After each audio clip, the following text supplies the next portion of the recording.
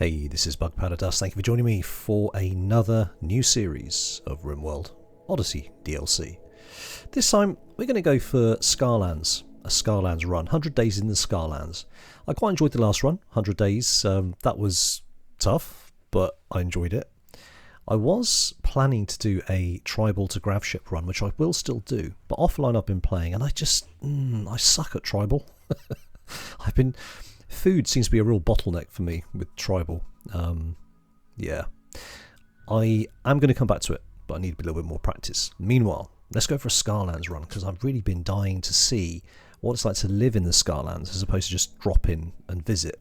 And I've heard that's not actually as hard as it looks. Well, okay, let's check it out. We're going to go with Crash Landed, standard scenario.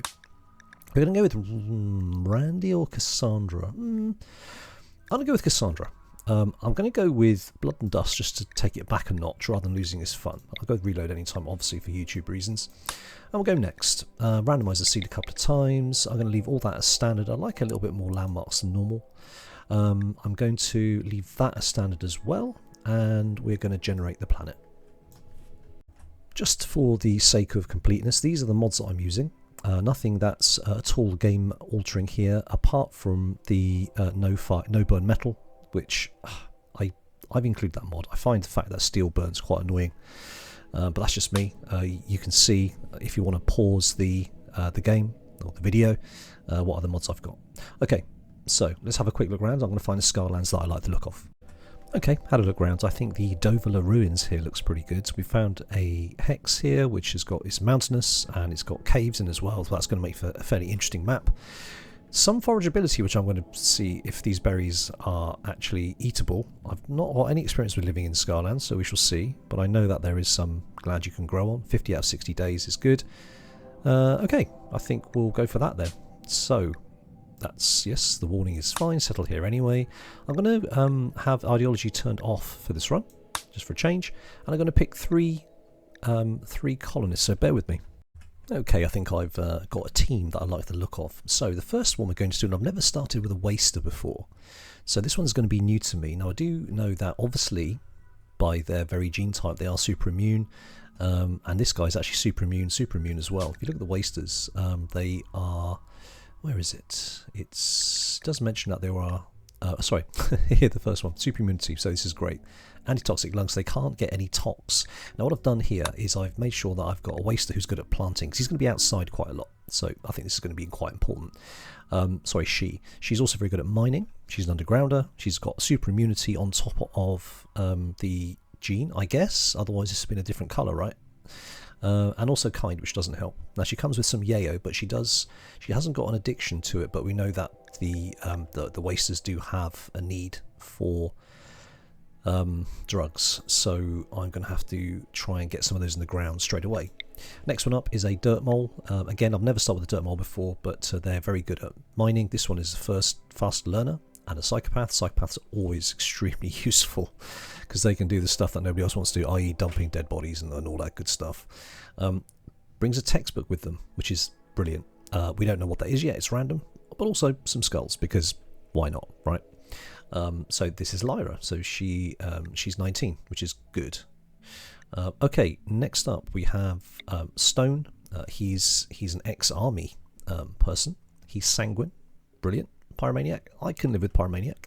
Very good at construction and crafting and intellectual. So the only gap we've really got here is kind of cooking, and I suppose medical's quite low.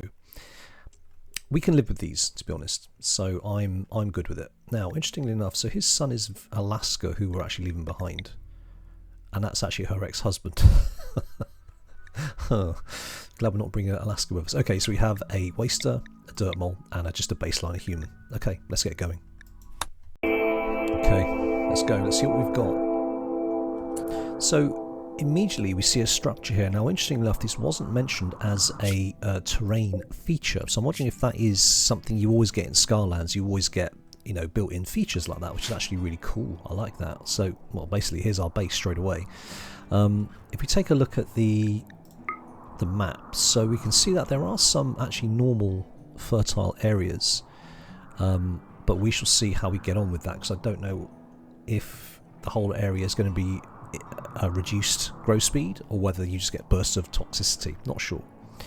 We'll come to that. We've got some craters here you can actually fill in. That's interesting. Okay, you've got some insects on the map. We can see those here. Got a couple of predators. What sort of predators do we have here?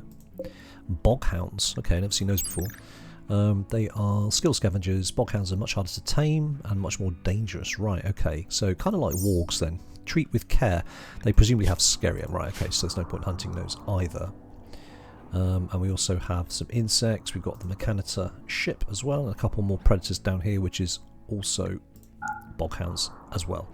So absolutely no animals with which to eat. So it looks like we're going to be living off plants for the foreseeable future. I'm guessing there's not much of interest in here either. So got timber shroom, which presumably is wood. Yep, it is. And okay, so interesting. Got tables. That's a good start, I suppose. And got some hidden areas here. So I'm not thinking this is going to yield much in the way of loot. Where are we going to start? I think we want to be kind of central. So maybe this section here, I think. Let's take a quick look at what's in here, because it might actually assist us in getting set up. Let's get them armed, and we'll sort out the early game admin, and I'll be right back. Okay, so you start to have a quick look around. We found a couple of interesting things. Found a bunch of steel there, which would be very useful. We found a dead body here. Strong, the warrior. What happened to Strong? But they've been dead for 7 years. Don't know what happened to Strong. However, Strong is carrying a flake, and he's carrying a revolver, which is pretty awesome. He was a baseliner, so the fact he's carrying flake is actually really, really useful. Definitely take some of that. We've also found a hermetic crate. Faznik has gone up here to find a hermetic crate and also component box. So there is some useful stuff in these ruins, which I wasn't expecting, to be honest, because it wasn't a feature on the map, but this is quite useful. Also, Kitty Blaster, carrying a steel knife, okay. Nothing particularly of interest there, but there's a few interesting things on the map. Yeah, definitely. We're going to start putting some potatoes down here on the soil that's not 100% fertility. This is 70%, but potatoes grow in low fertility soil. Just filling in a couple of craters at the moment, because this one particular crater here was huge and was really getting in the way. So we're going to expand that zone out a little bit. We'll fill in the other craters when we get to it. It is quite long work, as you'd expect. So we're going to open up the hermetic crate and see what is in here. Hopefully something cool. Okay, plasteel, I'm good with that. And we'll send Faznik on her way. Again, some components. I mean, this goes back a long way here by the looks. I don't know, that door may not lead to anything, but certainly some useful resources in here just to get us off the ground. So I'm not going to spend too long looking around. People have got jobs to do. So we are going to get on with it. Another dead body, a waster, who's actually wearing a gas mask. That could come in useful. Very useful, and some smoke leaf as well. So again, really, really handy. I think we'll get him stripped in due course. But the gas mask, even if it's tainted, can potentially stop people getting toxed up. So again, useful. Now I think psychopath. I know people with bloodlust can wear tainted clothes, but I can't remember if psychopaths can as well. I will look that up. According to the wiki, it doesn't apply to psychopaths, only bloodlust can wear tainted clothes. Okay, which is fine. Anyway, we've got some useful kit lying around. Faznik is our main miner and planter. I need her to get on with it, so we will undraft her and let her crack on with some planting. Oh, I should add, we have a dog called Willow, and the book turned out to be one for cooking and animals. So cooking is a gap we've got, so that's actually going to be really useful. Going to start hauling all this stuff in, and also deconstruct that for components. So a couple of interesting things I've noticed here. Willow, our dog, will eat a Scaria-infected animal, which is quite interesting. Oh, it doesn't say it has Scaria. Does it show that on dead bodies? Huh. So the raccoon turned manhunter and attacked us, but I assumed it would have Scaria because every animal here has Scaria. Oh, this one doesn't. Well, the crow doesn't. Crows are just hardcore. You wouldn't expect a crow to have Scaria. I mean, let's look at some of the other animals. Scaria. So everything I assumed has Scaria. But the raccoons don't. Oh, that's interesting. Maybe raccoons are just, they're also hardcore and the tox doesn't bother them. That's good to know. It means I can hunt some raccoons. We are starting to get to the stage where I'm really hoping my plants start yielding, because we are starting to run, I would say low. We got, 15 days worth of food, so I think I'll be fine. I need to plant more rice. So another thing I've learnt is that boghounds don't get on with insects. Now, I didn't see this happen, so I don't know why this occurred, but I didn't realise that the insects would attack normal creatures on the map. I've never seen that happen before, just normal wildlife. It's interesting. Okay, it's one to bear in mind. I don't know how I can use that, but you never know. So going back to my earlier comment, raccoons can get scarier. Now I found the fastest way to see it is if they are not tameable, it means that they have scarier. So let's click on this boghound to test this out. This boghound does not have scarier. Okay, right, I'm learning about the Scarlands. So actually most of these creatures have scarier, as I expected, but several don't. So that's interesting. Okay, we'll hunt that raccoon then.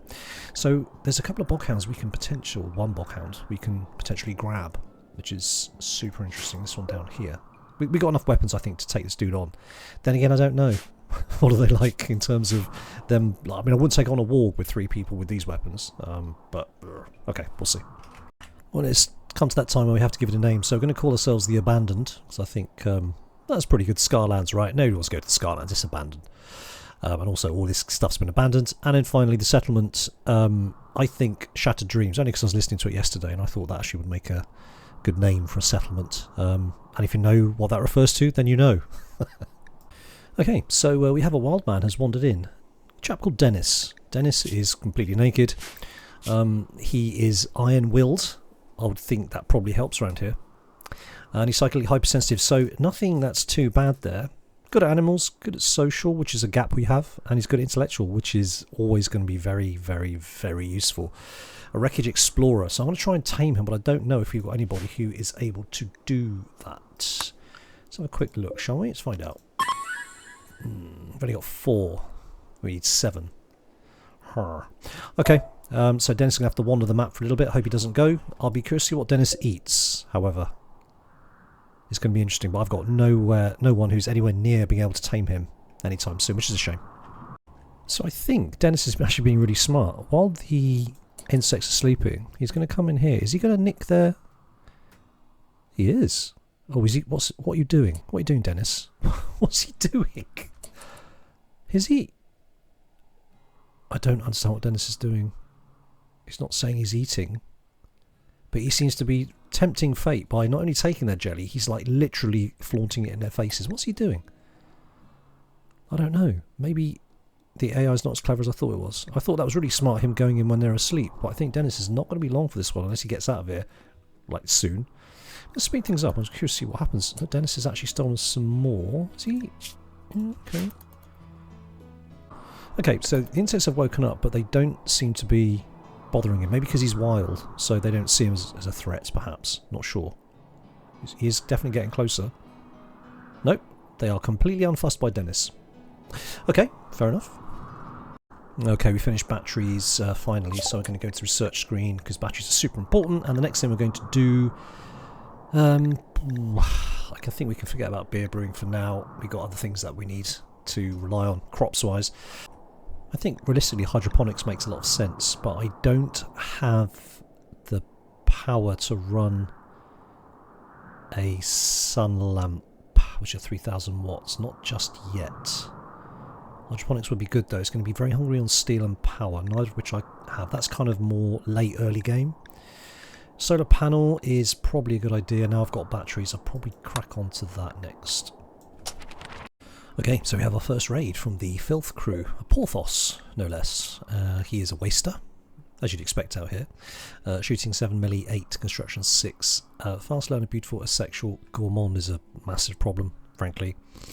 I don't think we're going to capture him, even though, apart from Gourmand, he's actually pretty decent. So, okay, he's not attacking straight away. So what I'm doing, I'm rerouting a couple of the steel traps that we had around the door here. Now we have a small perimeter. I'm assuming he's going to come this way and up probably through here.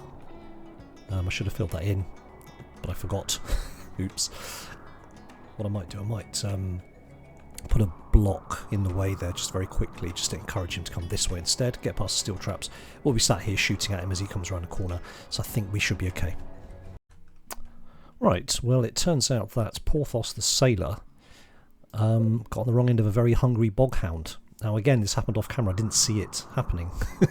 So, okay, this boghound must have been really really hungry.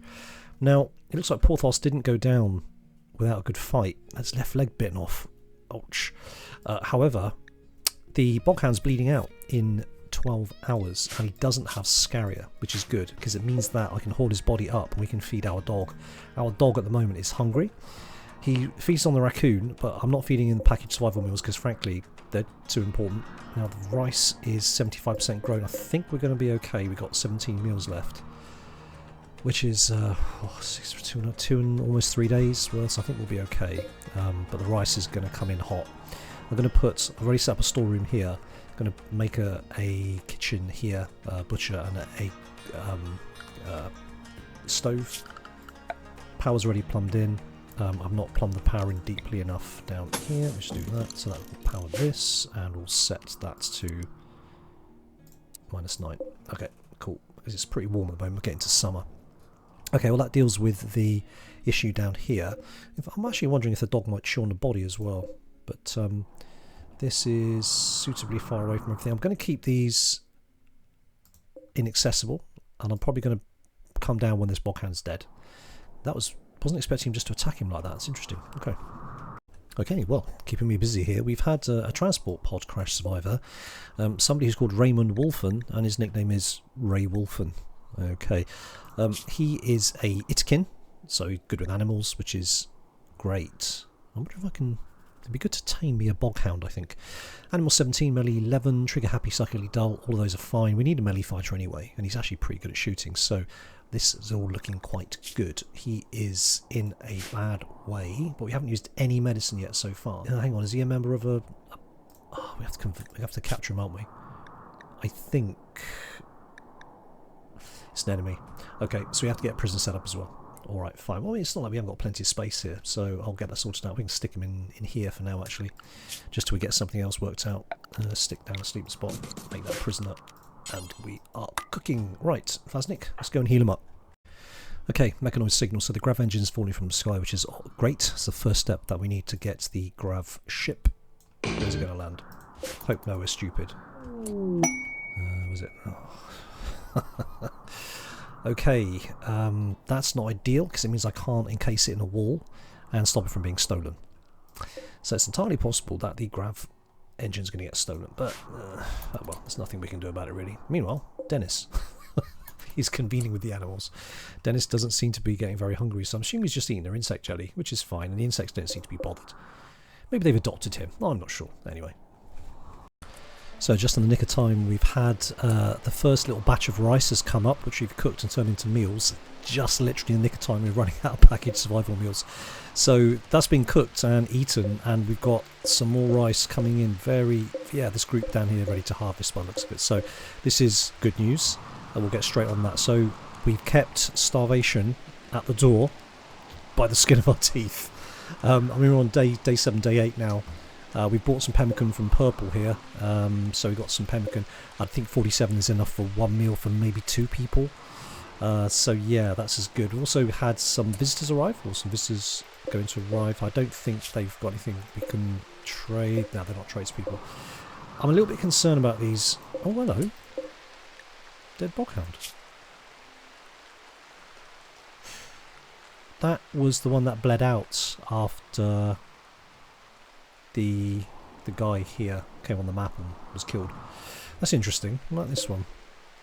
Oh, looks like it fought the monitor lizard, and the monitor lizard died. But I didn't realise monitor lizards were that tough. Clearly they are, which is interesting. So this one's going to bleed out as well. How long have we got on this? 8 hours. Oh, I might go and grab it. That's free meat and leather and stuff to go. I'm tempted to go and grab it before it expires, and this thing's going to fall down quite quickly. This is the bolt action rifle here. Has it got the range? Yes, it has. Come on. Beautiful. Straight down. That's excellent. Okay, good. Let's all fire at this thing. Okay, perfect. Right, let's do that, and then let these people go. They're going to haul it? They're not going to haul it. Right, you can haul. And let's make sure, actually. Have they got Scaria? No. And... no. Excellent. Looks like meat's back on the menu, boys. Okay, you can go. Fantastic. I literally haven't built a butcher's table because I thought it would be completely useless, but let me just get that set up. And I know a butcher table needs to be in a separate room, blah blah. I'll get that done next, but it's not going to be heavily used, quite honestly. So, yeah, put them in the freezer. Perfect. Love it. Okay, good. Reach opportunity soon. The Ambush Praetor, yes. So we had a quest appear. And this is the Refugee Empire, yada yada. Yep. Shattered Dreams. Yep. Okay, fine. Yeah, we'll take that. 8 honor goods. Yeah, we can start the Empire quest. Which means I can't accept the Deserter quest when it arrives, but I think keeping the Empire on side would be quite nice. Getting honor and just through various missions and stuff would be quite useful, so I'm going to accept that. Who are we going to accept it with? That's a very, very good point. Somebody's good at social. It's got to be Tetraspar, I think. Yeah, going to be Tetraspar, who's not very happy at the moment. But yeah, we will accept the quest with Tetraspar. Where's she going to come on the map? Down the bottom. Oh god, that's right by this dude. Boghound. This Boghound has got Scaria. Oh, okay. Didn't attack him straight away. This Boghound also has Scaria. These monitor lizards are really nasty. I had no idea. I thought lizards would be easy prey, but gosh, okay. It's got 1.9 days left. We could come and grab it. It hasn't got Scaria. Maybe not this time. I don't think we're that desperate. It's a bit of a risk, to be honest. Okay, Athanasia's wandered right down to the bottom of the map in order to do some meditating, which is my bad, really. I should have put a spot somewhere a little more useful for her. So now she's being hunted by the Boghound. The Boghound is beaten up, so is slow. Athanasia can outrun it. So what I want to do is just quick check and see what she would normally meditate at. So yeah, gosh, I honestly didn't bother setting up a meditation spot because normally they go quite quickly. Have we got anything up here? We clearly don't, do we? I mean, I tend to bang it down because something tends to be better than nothing. But we'll see. So Athanasia needs to run the heck back. Now, she could Chaos Skip if she had the Psi Focus, but she doesn't.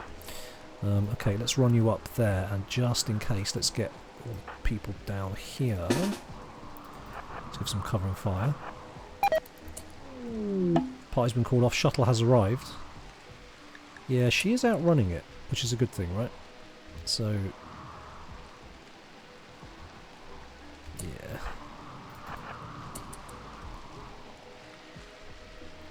I want to get some shots in.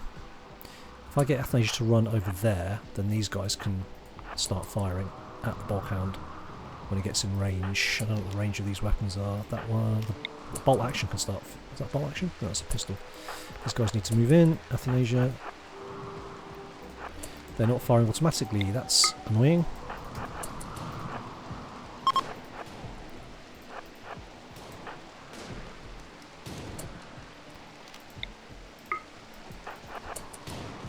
Come on, guys. There we go. Did so well with the crow. Uh-oh. I think he's noticed. I think he's noticed us. All right, Fasnik's in the armor. She's our designated melee fighter. So let's get her to move up there, and I'll get her to take it on. Beautiful. That works. Now, does it have Scaria? Yes, it does. Okay, so we'll just leave it. Okay, good. All's well that ends well. We'll get Athanasia into the shuttle, and she can jolly well toddle off. Okay, so we're going to start the ceremony. The Bestow has decided that out here amongst the rubble, but it is under shade, is the best place to be. Meanwhile, these soldiers are like, we're not staying out there in the rain. Forget that. So we're going to get on with the ceremony.